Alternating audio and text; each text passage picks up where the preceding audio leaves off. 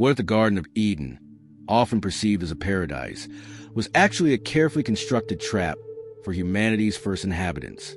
This paradoxical idea, although seldom discussed in traditional interpretations, invites us to reconsider the motives of the Creator. Records from the era suggest that Eden was not merely a haven, but a stage for a divine experiment in free will. The presence of the tree of knowledge, alongside the commandment to abstain from it, raises profound questions about intention and temptation. A deeper analysis of the original text reveals that the very act of granting freedom to choose might have been a setup for failure. This leads us to wonder, was the fall of Adam and Eve preordained? What implications does this have for our understanding of sin and redemption? As we unravel these intricate layers, we invite you to contemplate the broader narrative of humanity. Subscribe to the channel and join us on this journey of discovery. In the ancient text of the Hebrew Bible, the Garden of Eden is portrayed as a perfect paradise, a utopian realm created by God for humanity's first inhabitants, Adam and Eve. This depiction in Genesis suggests an idyllic landscape filled with lush vegetation, flowing rivers, and an abundance of fruit-bearing trees, culminating in the presence of the tree of life and the notorious tree of knowledge of good and evil. The narrative recounts how God formed Adam from the soil and then crafted Eve from Adam's rib, signifying companionship and the completion of human existence. However, as we delve deeper into this account, alternate interpretations begin to emerge. Records from the era suggest that the garden's creation was more than just a benevolent gift from the Creator. If we analyze the original text, particularly the relationship between humanity and the divinely instituted rules within Eden, it raises intriguing questions about the nature of the paradise itself. The narrative emphasizes a command given to Adam to not eat from the tree of knowledge, warning him that the consequences of such defiance will result in death. This command introduces a paradox within the utopian environment. It implies that despite the garden's perfection, the potential for rebellion, inherent in the freedom of choice, exists. Historically, various interpretations by theologians like Augustine and Maimonides suggest that God's intention was not solely to provide a sanctuary, but also to test humanity's obedience. Augustine posits that free will is essential to the nature of love, indicating that for Adam and Eve to truly love and depend on God, they must first be given the freedom to choose otherwise.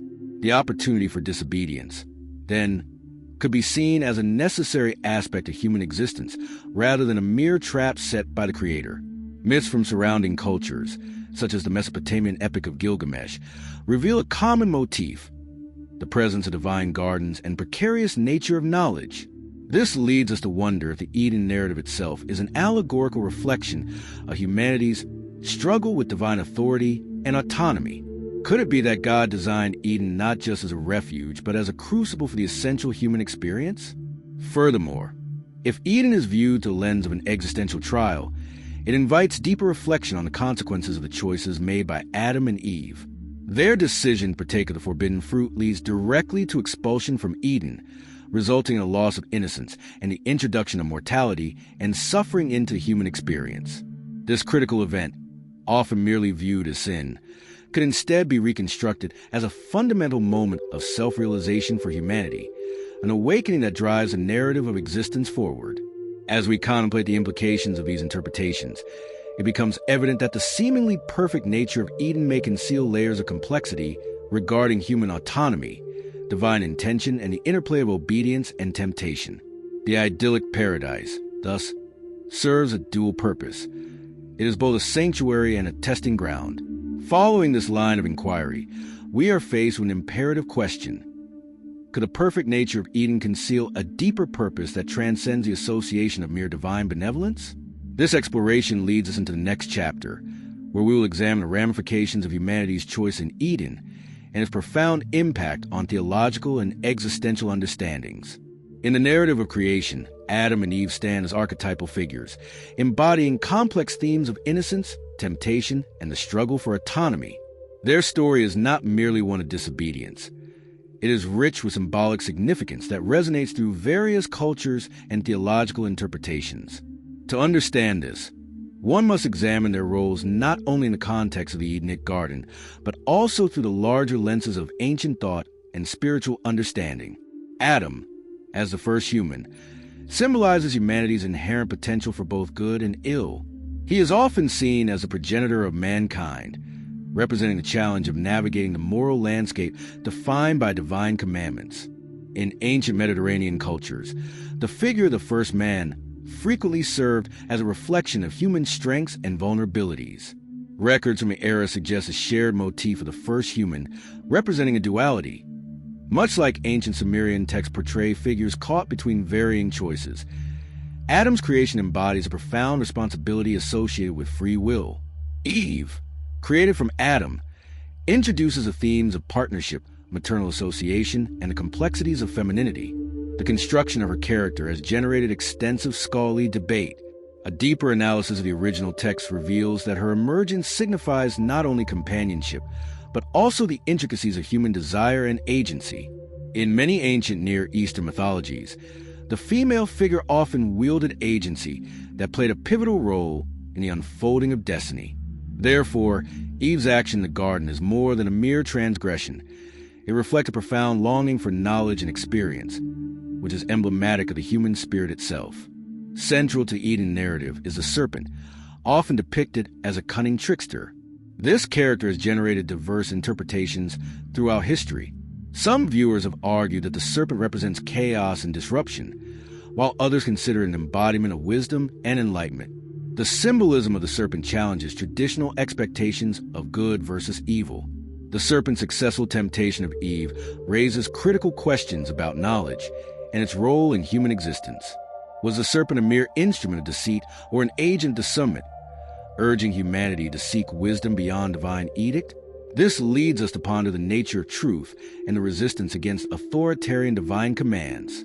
The theological perspectives regarding free will versus divine plan are both intricate and tension-filled. Early church fathers like Augustine posited that the fall of Adam and Eve was a necessary component in the narrative of salvation. Without their choice, the great story of redemption could not unfold.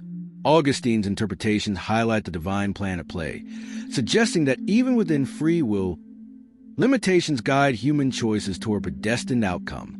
In contrast, other thinkers, such as the Jewish philosopher Maimonides, emphasize the power of human choice and moral decision-making as central to the individual's relationship with the divine.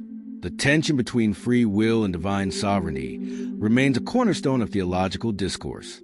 Within this context, the strictures placed upon Adam and Eve in the Garden of Eden prompt a larger inquiry into the nature of free will itself. Is it a gift designed to empower humanity, or a precarious burden that leads to inevitable fallibility? As Adam and Eve ventured toward the tree of knowledge, they stepped into the realm of choice, a space that would ultimately define their existence and place in history. Reflectively, one must consider, is free will truly meant to exist without consequences? The narrative suggests that choices, particularly those made against divine instruction, carry weight, potentially altering human destiny irreversibly. The repercussions of Adam and Eve's actions forged not only their fates, but also established a paradigm of human experience marked by tension, guilt, and the quest for redemption. As this examination unfolds, one cannot help but be struck by the complexity of free will. It is not merely an aspect of autonomy, but a thread binding action with consequence, echoing through the ages and residing in the hearts of humanity. Ultimately, the tale of Adam, Eve, and the serpent invites us to reflect on our own lives and the choices we confront, shaping not only individual destinies, but also the collective path of humankind. The narrative of Eden has evoked an array of interpretations throughout the ages, challenging theologians and philosophers to unravel its deeper meaning. At first glance, the story appears straightforward. God creates a paradise, populated with life, and places into first humans, Adam and Eve, thereby establishing an idyllic relationship with his creation. Yet, a closer examination reveals an intricate interplay of temptation, obedience, and ultimately, disobedience, leading some to wonder if Eden acts more as a test than a true sanctuary. The interpretation of Eden as a divine test is grounded in the premise that God, in creating the tree of knowledge of good and evil, intended to assess Adam and Eve's loyalty. Scholars like Sirach emphasize the notion of free will, suggesting that God's command serves to elevate human choice from mere instinct to a deliberate act of faith. A deeper analysis of Genesis chapters 2 and 3 reminds us that the tree represents not merely forbidden experience, but also the threshold of moral maturity. It leads one to ponder, was Eden truly a bastion of freedom, or did it set the stage for inevitable fallibility? Conversely, the portrayal of Eden as a trap emerges when one considers the inherent unfairness of such a test.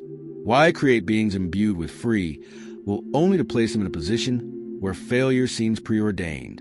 Prominent theologians, such as Augustine of Hippo, contend that this trial was purposeful, meant to reveal human fragility.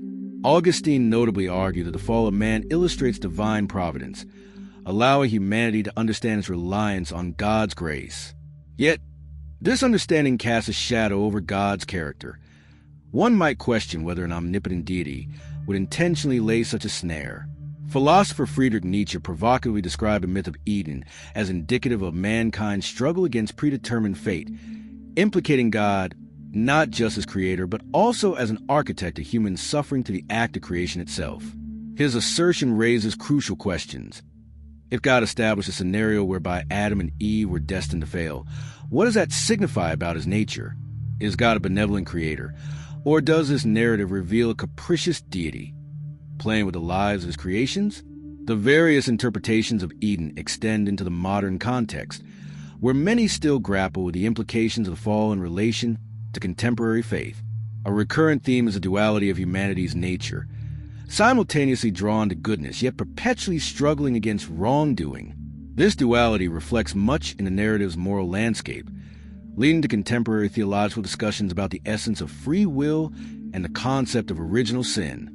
Recent scholarly works have suggested that the awareness of sin, which arose post-fall, establishes a framework for understanding human nature, flawed yet conscious, sinful yet seeking redemption. As religious beliefs evolve, the interpretations of Eden continue to resonate, fostering discussions around morality, temptation, and divine grace. Some modern theologians advocate for a more metaphorical understanding of the Eden narrative, viewing it as a cautionary tale that outlines a human condition rather than a literal historical account. This modern approach may dissuade some from viewing God as a mere punisher, instead painting him as a guide illuminating the human journey through struggle towards enlightenment. However, the core questions surrounding the Eden narrative remain immensely relevant. Does our understanding of Eden reflect our understanding of God? Contemporary interpretations suggest that believers project their own relational dynamics with the divine onto the story. Those who perceive God as nurturing may see Eden as an expression of communal harmony, while those who view him as more authoritarian may interpret the garden as a venue for testing and punishment. Thus, the act of delving into the story of Eden reveals much more than the fate of two individuals. It exposes a complex interplay between human agency and divine will. As we contemplate Eden's legacy, we are left to consider how our perspectives continue to influence contemporary faith and our understanding of the divine, reminding us that the inquiry into our origins is as much about grappling with our nature as it is about interpreting God's intentions. The story forces us to confront whether we are the architects of our own destiny or simply pawns in a cosmic game orchestrated by a higher power, inviting us to probe deeper into the very nature of God himself. To entertain the idea that the Garden of Eden was created as a trap for Adam and Eve invites a profound exploration of spiritual perspectives, both within and outside mainstream religious thought. Traditional interpretations often depict Eden as an idyllic paradise, a divine gift of innocence. However, modern and alternative spiritual perspectives present an intriguing juxtaposition. Considerations of Eden as a testing ground, a stage for human development, or even a conceptual trap. Historical records suggest that the narratives surrounding Eden were often shaped by the cultures in which they were recorded. The Genesis account speaks of knowledge, free will, and the eventual downfall of humanity through disobedience. But what if this disobedience was intended from the beginning? Scholars such as Charles Fillmore, co-founder of the Unity Church, propose that the story of Eden symbolizes a deeper spiritual truth, representing the human journey from innocence to self-awareness. In this lens, the fall might not be seen strictly as a punishment, but rather an essential part of spiritual evolution. This leads us to consider alternative spiritual ideologies that reframe Eden as a complex construct designed to evoke the fundamental human questions of choice and morality. For instance, Gnostic texts, which offer a radically different view than Orthodox Christianity, portray the material world, including the Garden of Eden, as a flawed creation by a lesser divinity known as the Demiurge. Here, the tree of knowledge becomes a symbol of enlightenment rather than transgression. In this interpretation, Adam and Eve's choice to eat the fruit is viewed not as sin, but as an awakening to their true nature, eluding the confines of an imposed limitation. Additionally, practitioners of contemporary spiritual movements, such as the New Age community, may regard Eden as a metaphorical space that reflects the inner psychological state of individuals. They argue that the trap is not merely physical but rather temporal, one that serves as a mirror for humanity's innate struggles with desire and personal growth. The garden symbolizes a state of purity, which is disrupted once awareness is introduced through experience, a necessary step towards spiritual enlightenment. Lesser-known spiritual traditions, such as those in the indigenous teaching from various cultures around the world, often emphasize the interconnectedness of all beings and the cyclical nature of existence. In some interpretations, the Garden of Eden represents a stage where humans are meant to learn through trial and error, emphasizing the importance of nature and ancestral wisdom. For example, the Taino people of the Caribbean present a view of the world as a dynamic interplay of spirits and energies, where paradise is not a singular place, but a continuous journey of growth and understanding. Prominent spiritual leaders like Eckhart Tolle and Marianne Williamson have introduced modern audiences to the idea of consciousness as a caveat to true freedom. They assert that humanity's greatest liberation comes when one transcends the limitations of perceived lesser reality, akin to the paradox of Eden. If Eden was indeed a trap, then the very act of seeking knowledge and self-awareness becomes a path to liberation rather than the original sin. As we examine these diverse perspectives, we encounter a wealth of interpretations that challenge the simplistic view of the garden's purpose. Each theory provokes reflection on fundamental questions about existence, the nature of divine will, and the human experience. What if the narrative of Adam and Eve was less about their punishment and more about unveiling the layers of human experience? The implications of considering Eden's purpose as a potential trap are profound.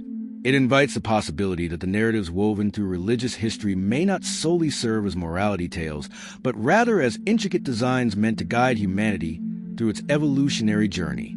If Eden was a test, a carefully formulated encounter with temptation, does it not also imply that humanity is meant to grapple with its choices, ultimately weaving a richer tapestry of existence? As we ponder these possibilities, one must ask, what are the implications if Eden's purpose was never what it seemed? What if the supposed paradise was always intended to awaken humankind to its potential, a portal from simplicity into complexity, guiding human souls towards a higher understanding of their place within the cosmos? In contemplating the notion that God created Eden as a trap for Adam and Eve, we find ourselves engaging with ancient texts and interpretations that suggest a duality in divine intention. Records from the era imply that the presence of the Tree of Knowledge was not merely a test, but a reflection of humanity's free will. This juxtaposition raises critical questions about temptation, responsibility, and the nature of divine love. By exploring these themes, we uncover a deeper understanding of the complexities within the human experience. Ultimately, whether Eden was a trap or a space for growth illuminates a timeless truth. The struggle between obedience and desire is inherently human. It underscores the idea that true understanding often resides beyond our immediate grasp. Thus, as we reflect on our own lives, we are left with the thought that every choice carries weight, and the path to wisdom is often paved with the trials we encounter along the way.